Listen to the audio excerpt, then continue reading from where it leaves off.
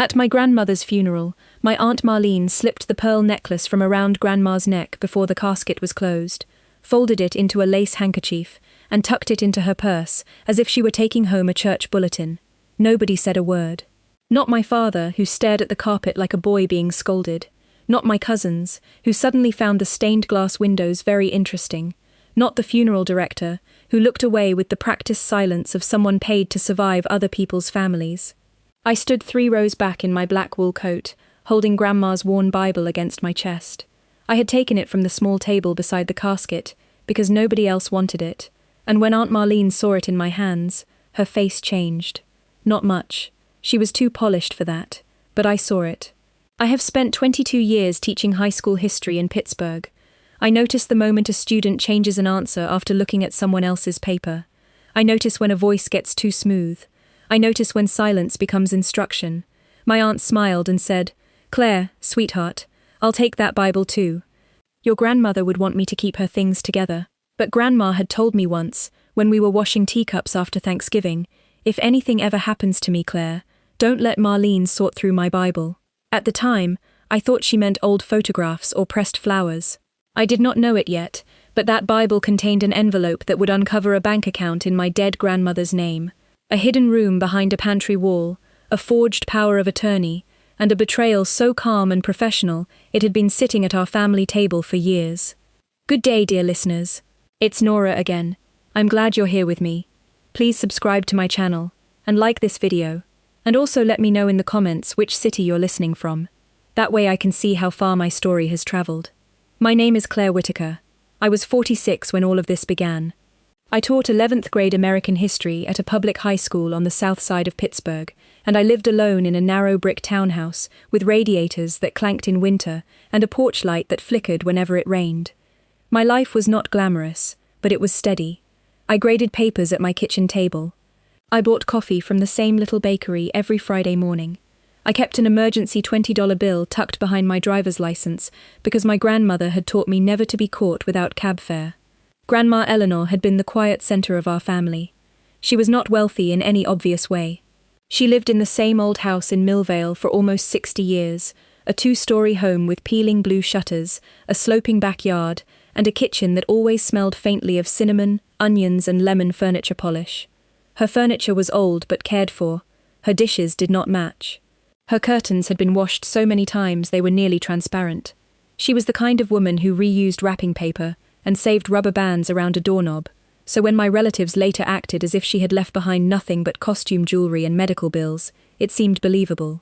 My Aunt Marlene was Grandma's youngest daughter and the most successful person in our family, at least on paper.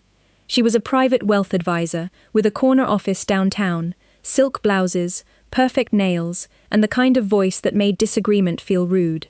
She knew bankers, she knew attorneys. She knew judges by their first names, or said she did. My father, Robert, was her older brother. He had spent his life repairing heating systems and apologizing for things that were not his fault. After Grandma's stroke 3 years before her death, Aunt Marlene became the person who handled everything. Bills, doctor appointments, home repairs, insurance, taxes. She spoke in phrases that made the rest of us feel unqualified. I've already reviewed the paperwork. The estate is straightforward. Mother's finances are modest. There's no reason to complicate things. And because she sounded certain, everyone let her be certain for them. I visited Grandma every Wednesday after school. Some days she was sharp and funny. Other days she repeated the same story about meeting my grandfather at a church picnic in 1959, how he had spilled lemonade on her shoes and spent the rest of the afternoon trying to make her laugh. But near the end, she became anxious whenever Aunt Marlene's name came up. "She moves things," Grandma whispered once while I folded towels at the foot of her bed. "Who does?" She looked toward the hallway, though we were alone. "Marlene. She moves papers and says I forgot." I thought it was confusion. I had been teaching long enough to understand that memory can become unreliable, that fear can attach itself to the nearest person, so I reassured her. That is one of the things I still regret. A teacher learns to distinguish between a student who does not know the answer and one who is afraid to say it. With Grandma, I mistook fear for confusion, because grief was already preparing me to lose her. 2 months before she died, Grandma pressed her Bible into my hands. It was small, black, and cracked along the spine. There were notes in the margins written in her thin blue handwriting. Recipes tucked between psalms. A photograph of my grandfather in his navy uniform resting near Corinthians. "Keep this close," she said. "You want me to take it now?" "Not now, after." Her hand closed over mine with surprising strength. "Claire, some people can take a thing and make it look like paperwork. But wrong is still wrong, even when it has a signature." I asked her what she meant. She only closed her eyes. After the funeral, Aunt Marlene held court in the church fellowship hall, beside trays of ham sandwiches and weak coffee. She accepted condolences like a judge accepting filings. People told her she had done so much for her mother. She lowered her eyes and said, "We all do what we can." I watched her hand return again and again to the clasp of her purse. The pearls were inside. Grandma had worn those pearls every Sunday for as long as I could remember. They were not fancy, at least I never thought they were. Slightly uneven, warm ivory, with a silver clasp shaped like two tiny leaves. My grandfather had bought them for her, after 15 years of saving spare cash in a coffee tin. When Aunt Marlene took them, something in me went cold. Not because of the pearls, because she did it before Grandma was even in the ground. When she asked for the Bible, I held it tighter. "I promised Grandma I'd keep it," I said. Her smile did not move, but her eyes did. "Claire, grief makes people remember things strangely." "I remember this clearly." She leaned closer and lowered her voice. "There are family documents in there. Things that need to be handled properly." That was the first real warning bell. Not papers. Documents. Not kept. Handled. I had spent my career teaching teenagers how language reveals power. Empires never say they are stealing land. They say they are establishing order. Men who rewrite history do not call it lying. They call it interpretation. My aunt was choosing words the way a surgeon chooses instruments. "I'll look through it and give you anything official," I said. Her hand touched my sleeve. It was gentle. It felt like a threat. "Don't make this harder than it needs to be." I went home that night with the Bible on the passenger seat of my car. I did not open it right away. I made tea. I changed out of my funeral dress. I sat at my kitchen table while the radiator hissed and the November rain tapped against the windows. Then I opened Grandma's Bible. At first, there was only the familiar life of an old woman, grocery lists, church programs, a birthday card from me when I was 9. I found a pressed violet, brittle as tissue paper, a recipe for apple cake, a folded obituary for my grandfather. Then, between the pages of the Book of Ruth, I found a cream envelope sealed with yellowing tape. My name was written on the front. Clare Marie Whitaker. Not Claire, not Sweetheart. My full name, in Grandma's handwriting. Inside was one sheet of paper, a brass key taped to a note card, and a bank deposit receipt, dated 12 years earlier. The receipt was from Allegheny Trust Bank. The amount was $487,000. I stared at the number so long, it seemed to separate from the paper. $487,000. Grandma, who rinsed aluminum foil and patched sweaters at the elbows, had nearly $500,000 in an account nobody had mentioned. The note beneath the key said, "For the pantry wall, lower left shelf. Do not ask Marlene. Call Daniel Reese first." Under that, Grandma had written a phone number. I sat there for a long time.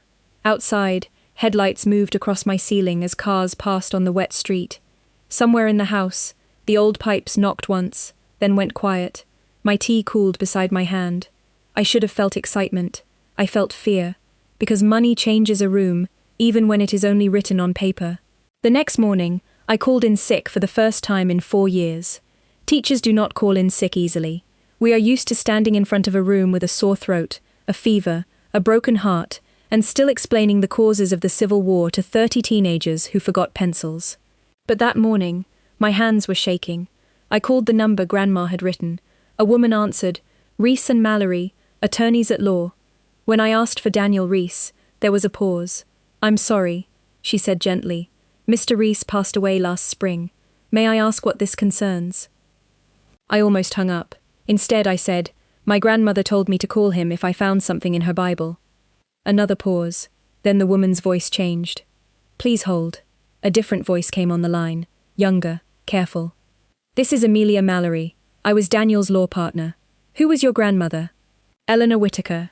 Silence. Then Amelia said, "Ms. Whitaker, do not discuss this with anyone in your family. Can you come to my office today?" That was when I understood the envelope was not a family keepsake. It was evidence. Before I went to the lawyer's office, I drove to Grandma's house. The funeral flowers were still on the porch, their ribbons damp from rain. Aunt Marlene had already placed a lockbox on the front door, though probate had not even begun. Her efficiency was always praised. That day, it looked less like responsibility and more like control. I still had Grandma's old back door key on my ring. The kitchen felt wrong without her. The clock above the stove had stopped at 2:17. A coffee mug sat upside down in the drying rack. The house smelled closed, as if it were holding its breath. I went to the pantry. It was a narrow space off the kitchen, lined with wooden shelves my grandfather had built. Canned peaches, flour tins, old jars of buttons, a sack of birdseed. I knelt by the lower left shelf and ran my hand along the wall. At first I found nothing. Then my finger caught a small groove behind a strip of trim. The brass key fit into a hole so well hidden it looked like a knot in the wood. When I turned it, the back panel of the pantry shifted with a soft click. Behind it was a space no wider than a closet, but tall enough to stand in. A hidden room, boxed between the pantry and the old exterior wall. Inside were 2 metal file boxes, a canvas bank bag, and a stack of ledgers wrapped in plastic. I did not touch anything at first. That is what teaching history does to you. You learn that primary sources matter. You do not smear your fingers across the past before you know what you are looking at. I took photographs from every angle, the wall, the key, the boxes, the labels. Then I opened the first file box. Inside were copies of bank statements, property records, handwritten notes, letters from attorneys, and something that made my stomach turn cold. A power of attorney document giving Aunt Marlene full control over Grandma's finances. Grandma's signature was at the bottom, but it was wrong. I knew Grandma's handwriting. Her capital E looped backwards slightly, her T's leaned right. The signature on that document looked practiced, but not alive. In the margin of the copy, Grandma had written one sentence. I did not sign this. I drove to Amelia Mallory's office with the file box on the floor of my car, and the Bible beside me. Her office was in an older building downtown, the kind with brass elevator buttons and marble floors worn smooth by decades of worried people. Amelia was in her late 30s, with dark hair pinned low and a navy suit that looked expensive because it was plain. She did not waste time. She read Grandma's note, then the bank receipt, then the power of attorney. Her expression did not change much, but she took out a yellow legal pad and wrote 3 words, possible elder fraud. I watched her underline it twice. Your grandmother came to Daniel about 4 years ago, Amelia said. She was concerned that money was being moved without her understanding. Daniel began looking into it, but then your grandmother had her stroke. After that, your aunt informed him that Eleanor was no longer competent, and that she, Marlene, would be handling all legal communication. She never told us Grandma had a lawyer. I'm not surprised. Amelia asked whether anyone knew I had the Bible. I told her about Aunt Marlene asking for it. Do not give it to her, she said. She'll ask again. She will do more than ask. Those words settled over me like cold weather.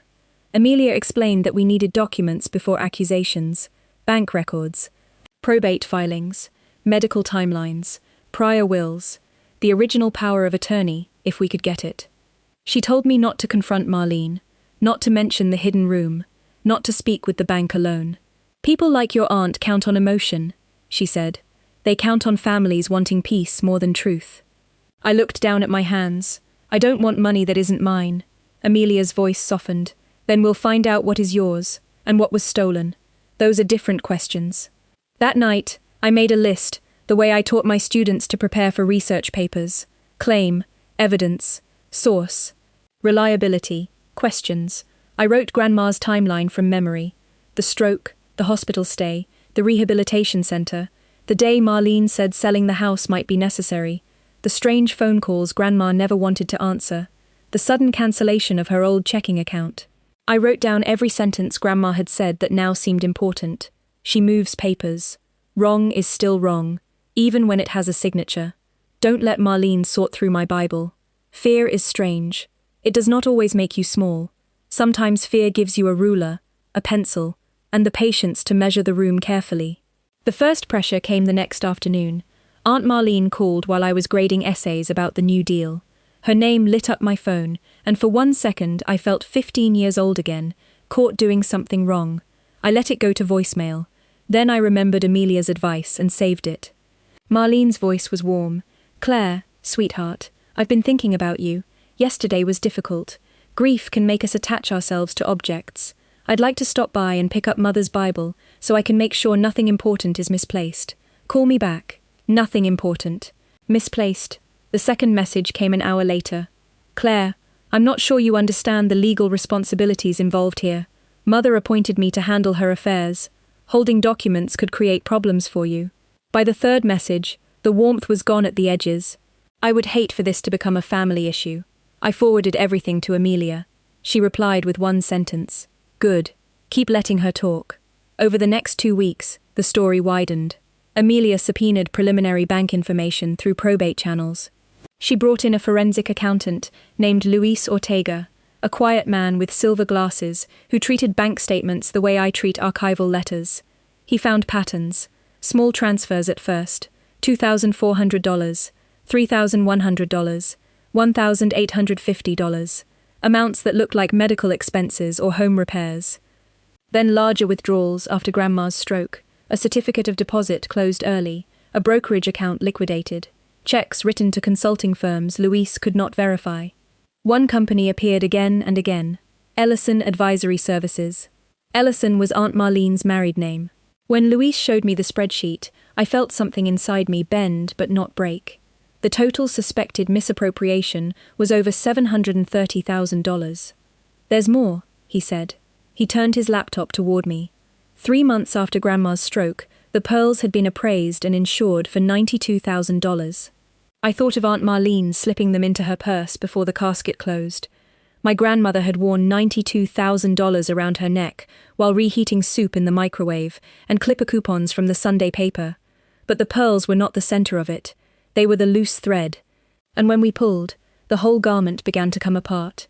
The old will, drafted 7 years before Grandma's stroke, left the house to my father, a college fund to my cousin's daughter, several charitable gifts to her church and the public library, and the remaining assets divided evenly between her 2 children. A newer will, produced by Aunt Marlene after the funeral, left nearly everything to Marlene. It described my father as financially irresponsible, and me as adequately provided for. The signature looked wrong again, but this time there were witnesses. One was Marlene's assistant. The other was her husband's golf partner. Amelia leaned back in her chair after reading it. This is not sloppy, she said. This was planned. That was the point of no return. Until then, part of me had wanted an explanation, a misunderstanding, a frightened daughter trying to manage a difficult parent. A messy family story that could be corrected without destroying what little we had left. But planning is different. Planning means there were quiet moments when Aunt Marlene could have stopped and did not. She could have stopped when Grandma cried.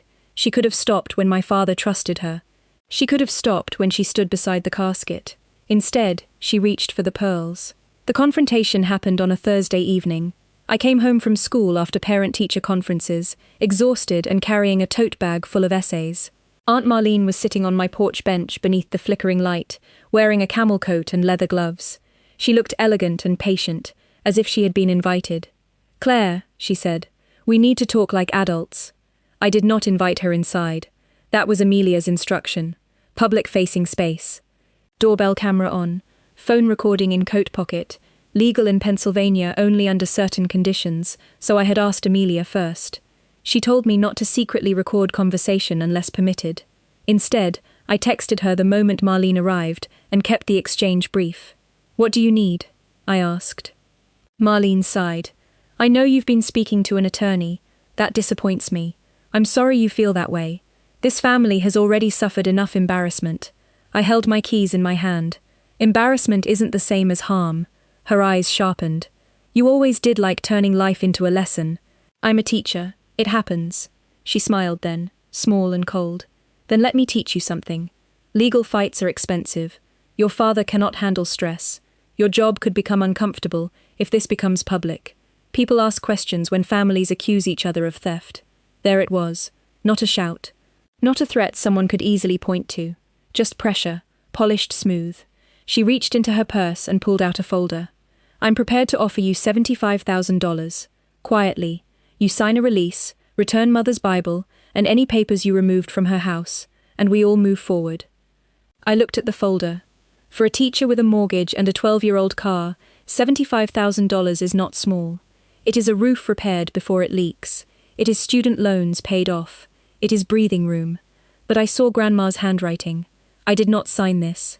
No, I said. Marlene's face changed less than an inch. You should think carefully. I have. You have no idea what you're doing. That was the first time I felt calm all the way through. I know exactly what I'm doing, I said. I'm turning in the homework. 3 months later, we were in probate court. By then, Amelia had filed objections to the new will, a civil complaint for financial exploitation and conversion, and a petition to freeze remaining estate assets. The judge granted limited emergency relief after reviewing enough evidence to see smoke, if not yet the full fire. The bank records came through discovery. That was where Aunt Marlene's story began to collapse. She had claimed that Grandma authorized all transfers because she wanted Marlene compensated for caregiving. But there were no caregiving logs, no written agreement, no tax reporting, no consistent payment schedule. There were, however, emails.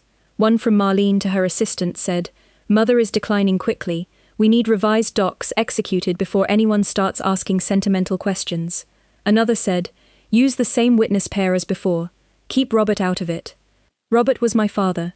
When Amelia showed him that email, he cried. Not loudly. My father never cried loudly. He sat in the corner of Amelia's conference room and pressed his fingers against his eyes like he was trying to hold himself together physically. "I trusted her," he said. I put my hand on his shoulder. "I know." The deposition was held in a glass-walled conference room on the 23rd floor of a downtown building.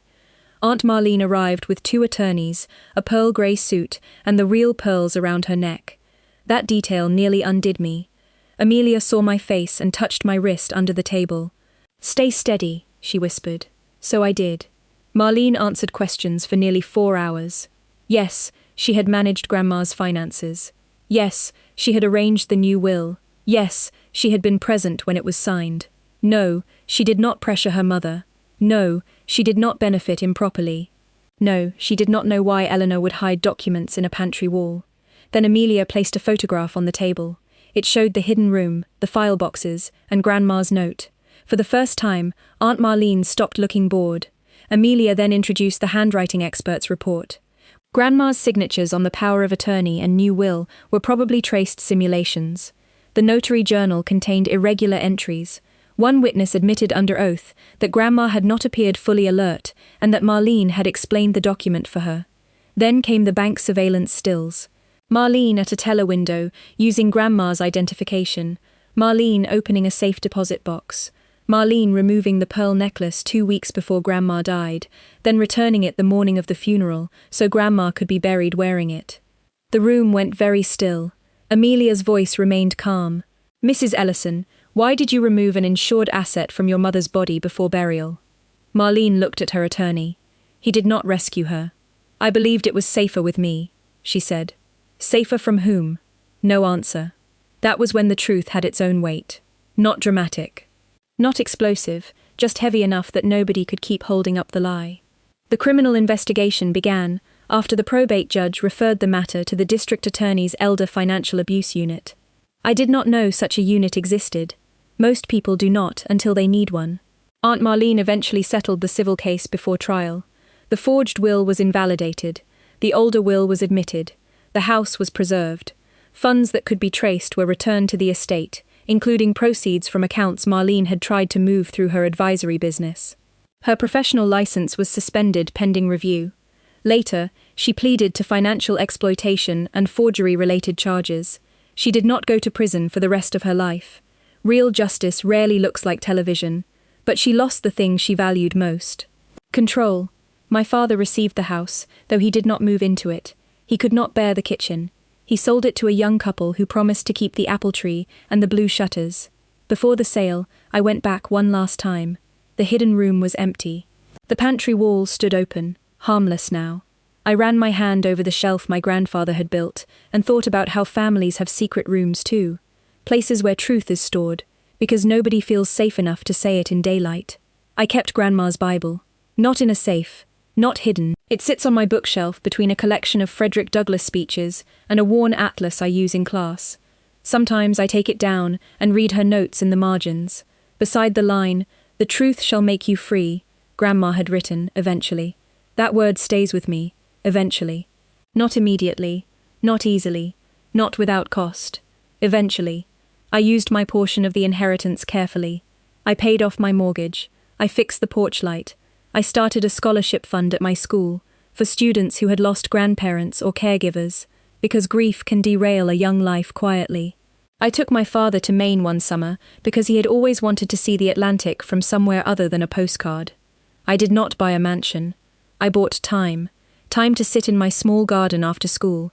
Time to help students revise essays without wondering if my car would survive another winter. Time to breathe without the constant arithmetic of survival running under every thought. Money was never the real story. The real story was that my grandmother, even frightened and aging and surrounded by people who underestimated her, left a lesson plan. She documented, she preserved evidence, she trusted the right person, and she reminded me that being calm is not the same as being weak. I used to tell my students that history is not just what happened, it is what someone bothered to record. Now I know families are the same. If you are listening to this, and something feels wrong in your family, do not ignore the small details.